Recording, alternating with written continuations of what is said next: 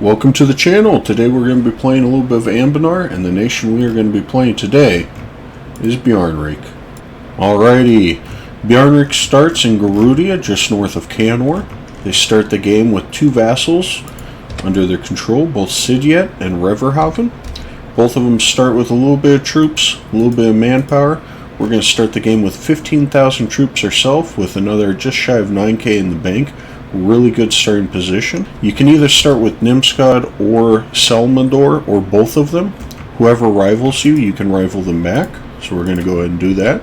Estates, we're going to go ahead and give out the mana privileges to all three estates: nobility, the Scalds, and the Magnates, as well as the admin advisor.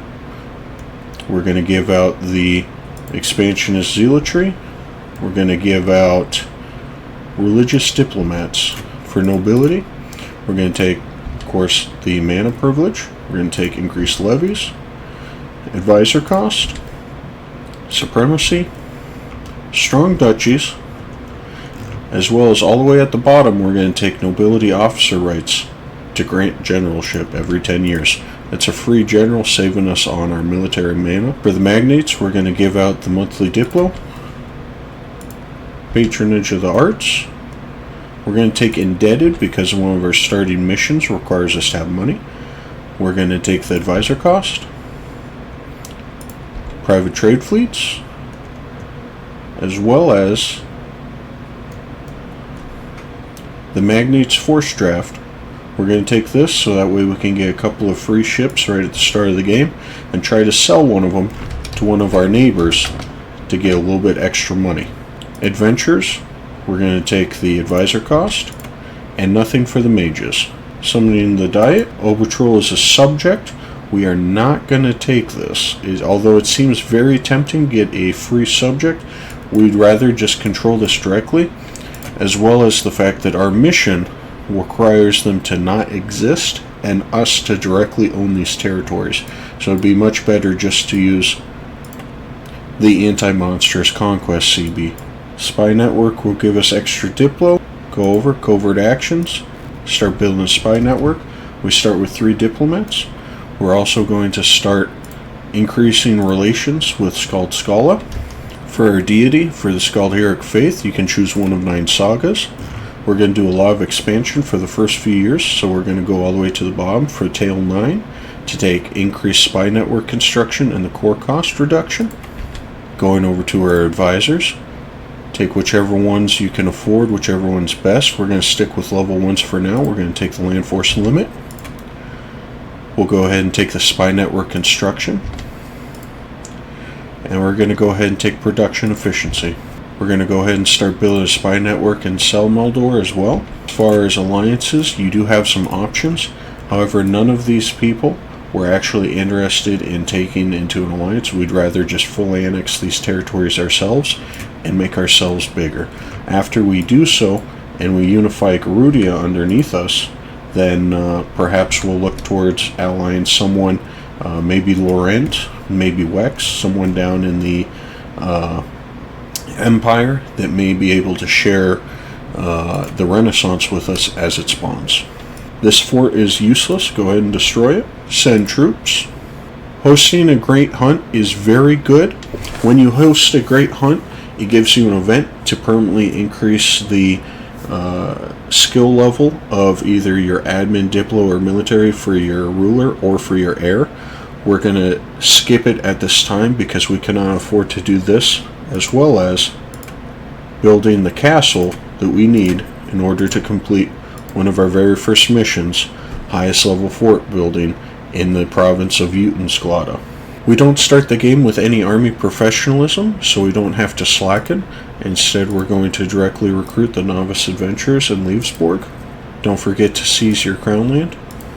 Taking a quick look at our nation, it's comprised of human administration, all power costs 2.5% reduction, as well as human military for that 5% morale for both armies and navies, both very useful.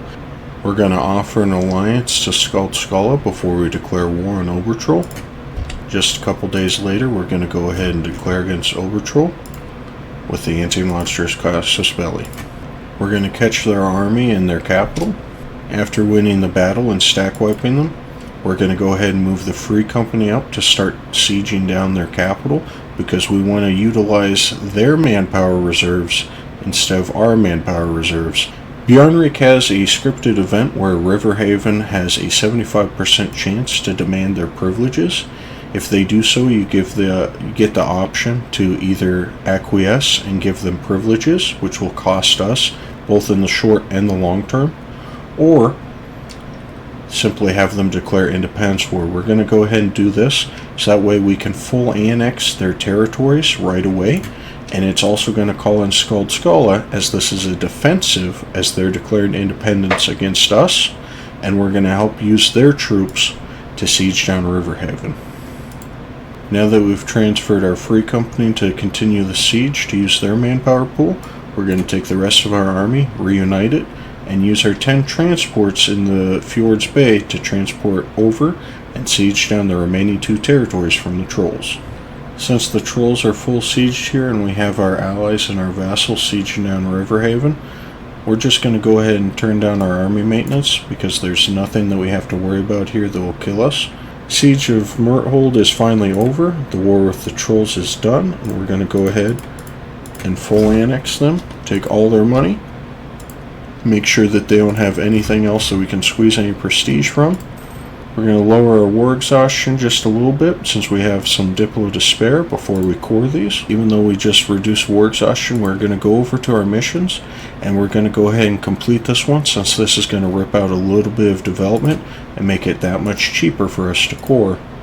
For the next mission, you have a branch. You can either slay all the Trolls, or you can attempt to integrate them into our society. So we're going to go ahead and finish the bear over Murthold. And this one will be unlocked once we can build workshops in all of these territories. 2 of those heavy ships have finished. We're going to go ahead and reinforce this battle over here with both them as well as our galleys and our transports to win this fight against Riverhaven. Very easy fight. They ran away, and as soon as we move our Free Company onto their territory to force the ships back out, we're going to go ahead and do so, because we might be able to steal a couple of their light ships. And just like that, we were able to win the battle and get 1 free trade ship. Go ahead and piece them out. Again, we're going to full annex them, take all the money that we can, and that's another war done. In order to complete the next mission, Skald's opinion of Bjarnrik must be at least 180, and we've completed the mission End the Troll Menace. And although you can complete this at 180, the option that we're going to go with is we're going to request them to become our vassal for free, and they have a 2 times multiplier to accept that if we do this event not at 180, but instead at a full 200 opinion of us. Gawad has eaten a massive chunk out of the grain scale and now has a port. Gawad is done with their war, so we're going to go ahead and try to sell one of our heavy ships to them. They're willing to buy it for 40 ducats. That's easy money, absolutely free. Next month we're going to go ahead and try to sell another one, and they will buy it, giving them 2 heavy ships. Costs us nothing, and instead we just got 80 ducats for free. From those 2 wars against the Trolls in Riverhaven, we're already back up to almost 10% crown land. We're going to dev that out one more time just to get that up. That puts us at just over 10, which reduces the local autonomy each month to where we're actually losing a little bit of autonomy, which is great and put us back on track. We just got this wonderful event, Joy of the Huntsman. It allows us to either summon the Jarls, it's time for a hunt, doing a Host the Great Hunt at half cost, or we can just get a little bit of production. Because it's not quite high enough yet, we're going to go ahead and summon the Jarls. We're going to take a look at the Great Hunt event, which we can take for half cost, only 66 and 20 of each mana. So we're going to go ahead and do that. This is the Great Hunt event. It's currently missing localization. We will go ahead and pursue the hunt ourselves. During the pursuit, you can either increase his admin, his diplo, or his military. He is a 2/4/4. We haven't been focusing on the admin, even though we probably should, so we're going to go ahead and do that now. Now that we've improved relations with our vassal to 190, we're going to go ahead and start the annexation, and to make it go along just a little bit faster, we're going to go ahead and go down and give the integration policy to our nobility. Now that we've finally improved our relations with Skaldskala up to 200 instead of just 180, we're going to go ahead and complete the event as soon as the month ticks over. And we're going to go ahead and ask them to become our vassals, and we'll see what their response is in 15 days. In the meantime, because we fully annexed Riverhaven at the start, we've completed the requirements for this event as well. So we're going to go ahead and do this mission, get permanent claim over Olufslund and the Giant's Mains, as well as gaining 1 free stability. And just like that, the Council of Skalds has accepted our offer to become one of our vassals, and we get them for free. Now that we have our troops in position, we're going to go ahead and declare war, and we will co-belligerate Erfikston, because we want to take all of their territory if possible in this first war against them. It'll make it that much easier for us. Now, they will not be able to get past us here and around us, so I'm going to go ahead and mothball these forts. We just had the rebel event pop off, so I'm not worried about any rebels spawning up here, as well as the one in Jutensglada. And just like that, we've got them both full annexed. We've wiped out both their fleets, both their armies, although Ervikston's army is retreated into the fog of war, and we can't actually go out there because we don't have any conquistadors yet, but that's okay. They still completely surrendered. So we're going to go over here, and we're going to go ahead and full annex them. We're going to take all the money. We're not worried at all about aggressive expansion, because the only people that care is us and the other 2 Jarls. These guys don't care about us. We're a different culture group, we're a different religion, and we're on a technically different region or a sub-region, and so they really don't care about what we do up here to ourselves. And just like that, war is over. If we take a quick look over to our rivals, we can now rival Frozenmaw, and we can rival Gowed. This is great because now we have 2 targets that we can go ahead and start embargoing to give us a little bit more power projection. Taking a quick look over at the aggressive expansion, you can see exactly what I'm talking about. We just full annexed both of these, and no one cares. This is great. It means that we can go ahead and finish off Avencoop, and we're not going to have to worry about this, and we can focus directly into going into our next war against Selmaldor.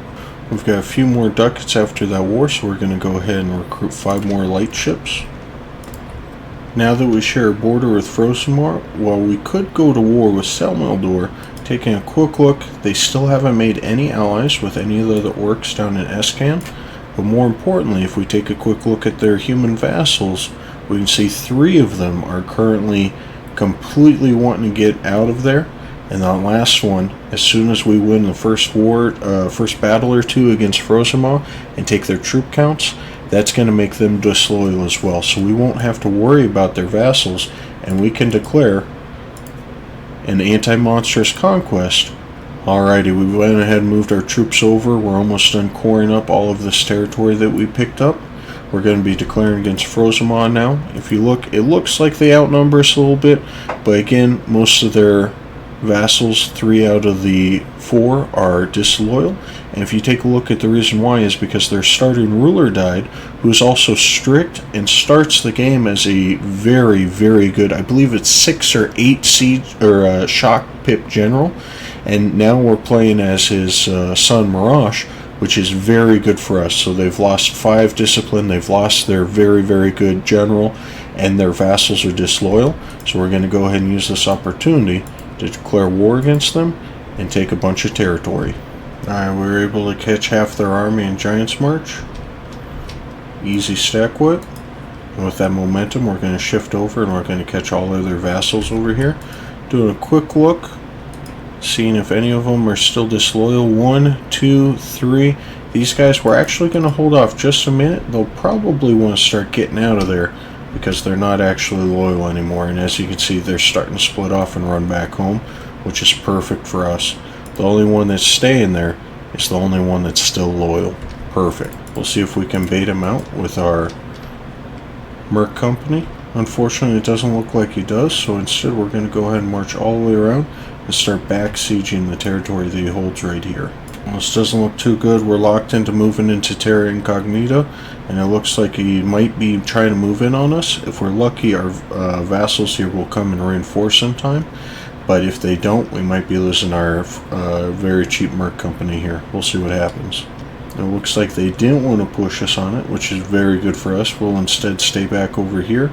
So for the agenda from the Diet, we actually get this option here to improve Lawrence's opinion of us to at least 100. Possibly even get an alliance with them. We'll see. Look how close that is, right? If we weren't at war, it'd only be negative 47. So we'll go ahead and do that, and we'll see if we'll be able to snag that alliance. Because if we can go from a war against Frozenmaw into a war against Gawed, pulling in Laurent, giving him promise of territory, that's going to make for a very, very easy war against Gawed.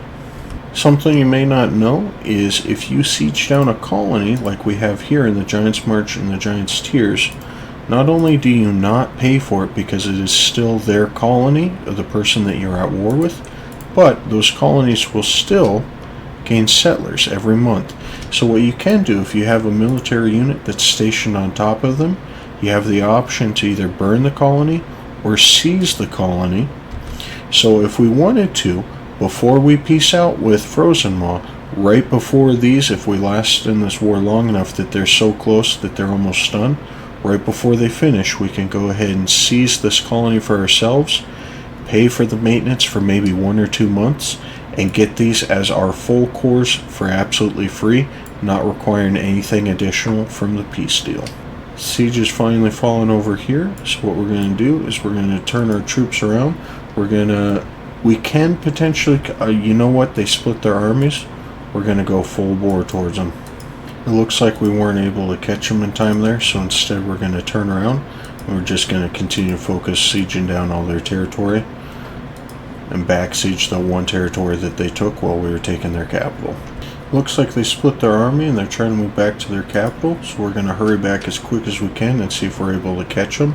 And if we can, this should be a pretty easy stack wipe. Alrighty, you can see that they're locked in, moving over the Giant's Tears. They're not going to be able to come in and reinforce in time, and if they do, it's going to be at the very end of the battle where we potentially will be able to stack wipe both of their armies. In either case, as soon as we're done with this battle, we're going to chase them down really quick. Instant stack wipe, fat amount of war score. Unfortunately, they went into the fog of war for us, and again, we don't have conquistadors yet, so we can't chase them. So we're just going to go ahead and continue sieging. Alrighty, so we are getting that ticking war score for show superiority. We have them completely sieged down, and we start in on their vassals. But I don't want to stay in this war for too long, and I don't want to be digging into our manpower pool as we want to do as little as we can, because we still have this war against Selmador. So we're going to see what we can get out of this. First, we're going to get all the money that we can, give us war reparations. We're going to go with a humiliation, pillage their capital. They don't like that. That's fine. I don't care what they like. Let's see how close they are. Fairly close, but not quite enough there, because I can't afford, because we don't have any colonists right now.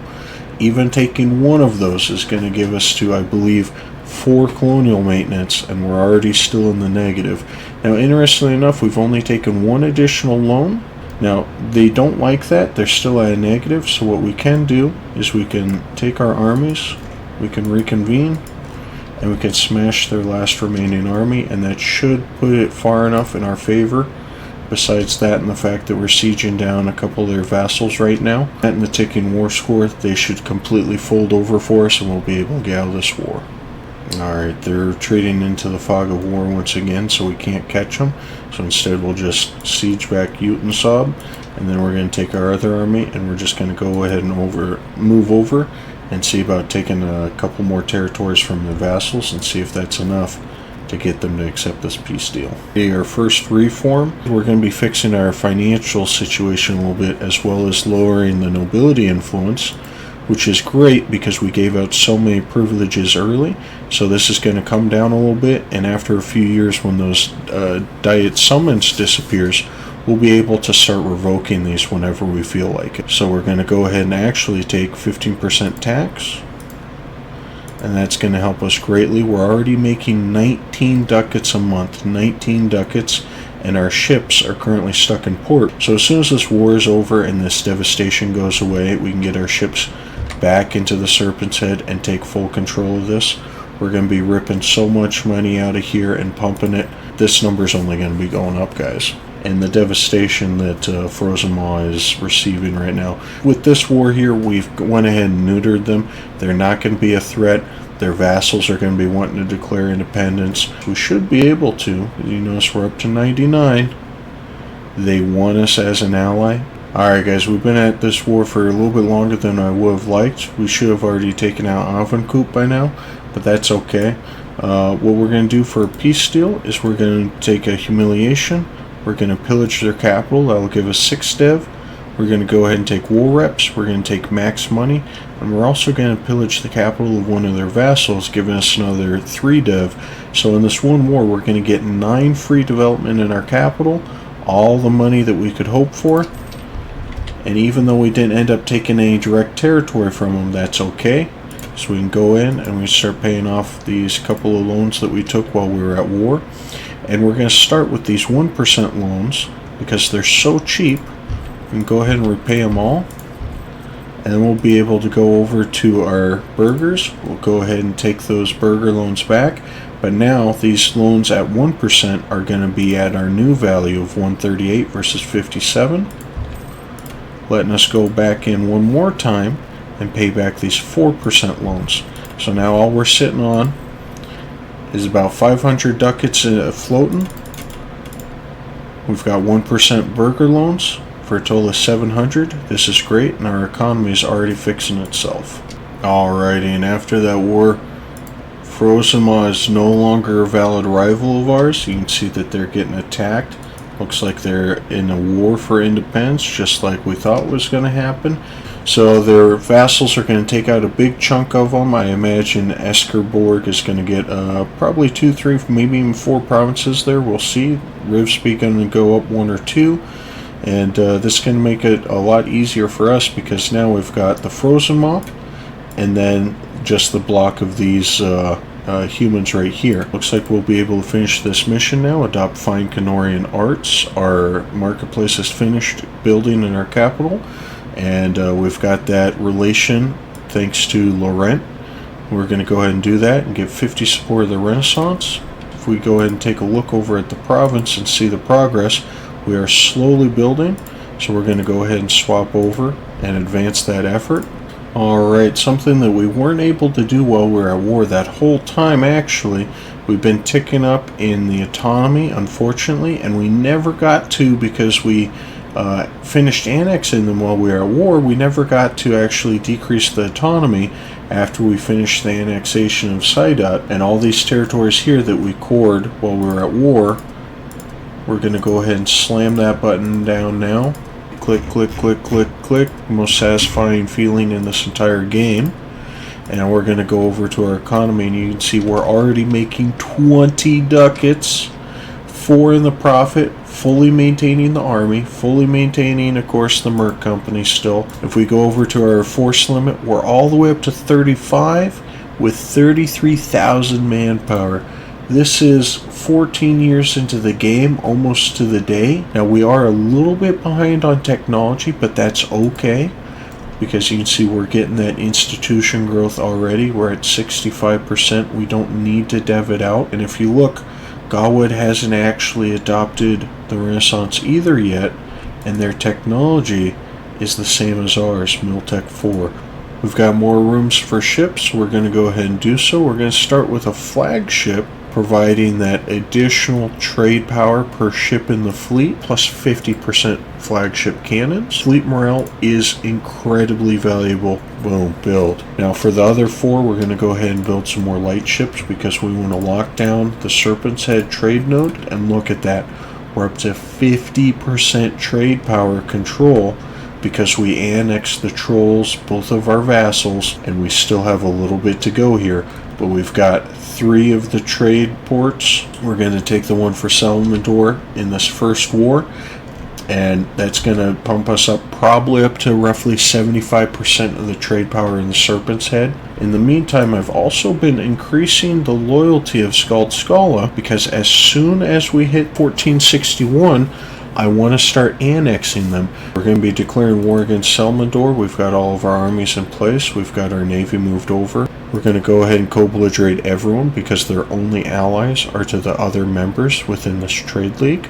And we're going to set our war target as the Eye Guard. We have both of these available, but we're going to do Eye Guard because it's the first fort that we have to siege down anyways. And that's going to give us a lot of ticking war score. So we were able to catch their army right here. We'll see how much of it we're able to get. Is it all 20? No, it's going to be 8k. But that's an easy 8,000 stack wipe. And we're going to let our free company just do all the heavy lifting here. Very easy one to fight. We got 2 of the heavy ships off of them. We just lost one of our trade ships. That's okay. So we're going to catch their ships here. And then we're also going to move our ships, or our troops over. As soon as they're done fighting here, we're going to go ahead and reinforce them. But because we won't make it in time, we're going to go ahead and consolidate and get prepped. We won that battle right at the end of the month super easily. We'll be able to get our troops over here in time. And look at this. Look at the difference in morale here. Okay, we're getting pretty decent bonuses. That power projection coming in clutch. And look at them, Craven, just hurting them. They don't have any power projection. This is going to be a very easy battle. We might even win it before our guys get over here. And look at that, we did actually. We won the battle before our troops could get over here to reinforce. Unfortunately, that meant that it wasn't able to be a stack wipe, but that's okay. Finally got the siege down right before the month tick. We're going to go ahead and move our troops over, and as soon as they get over here, we're going to combine them and slam into them and see if we can start picking off some guys here. We won that fight pretty easily. Alright, that siege is finally over. We're at almost complete war score, so we're going to go ahead and just full annex them. Coalition, we don't care about any of these people. That's going to be a mission fulfilled. We're going to go ahead and poke the Eye Guard, and we're going to do this before we start coring, because when you have permanent claims, that reduces the overall core cost. So we're going to get permanent claim over all of this area. We're going to go ahead and do that. Next thing that's going to happen is we're going to get the Principality of Selmador, so we're going to go ahead and do that. We get Selmador gets a Garudian Selmador until the end of the game, granting us +5 naval force limit, shipbuilding, and local ship cost. More light ships it is. Taking a quick look at the node, we're up to 79% control over the Serpent's Head. We have the option to rival Wex, but we're not going to do so because if we look at Wex, they're actually allied to our ally in Laurent. And we've hired another merc company. We're going to be declaring war on Gawed. We're going to be promising land to Laurent to call them in. We are not going to co-belligerate them, but we're going to get it done. Alright, their capital just fell. We're going to take a quick look over at our ally Laurent. They're currently actually taking all the brunt of this war. The war score is ticking up. We've got almost 20 more to go just from that alone.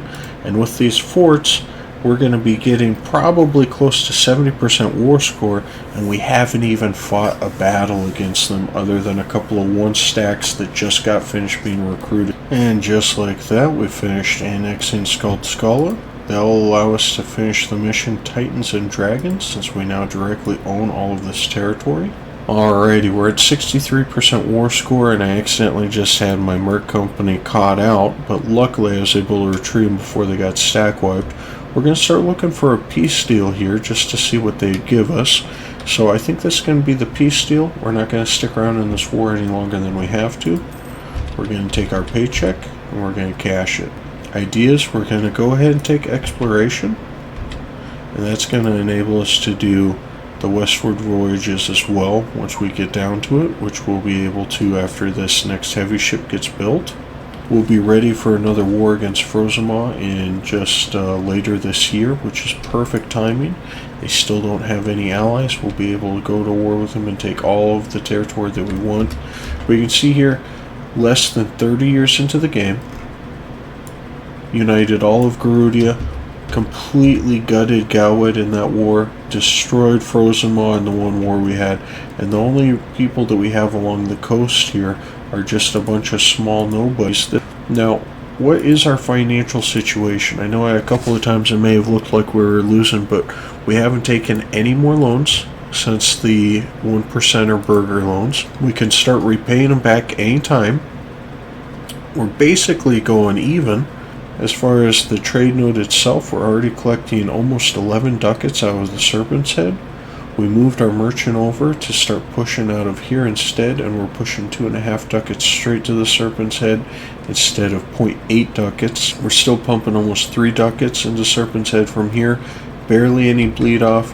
Our ships, we're looking good. We're just about done with the last heavy that we need for the mission to construct the Storm Fleet. Once we do that, Sailor Recovery, Colonial Range will be huge. We'll get a free Explorer, and we're going to start our expansion westward.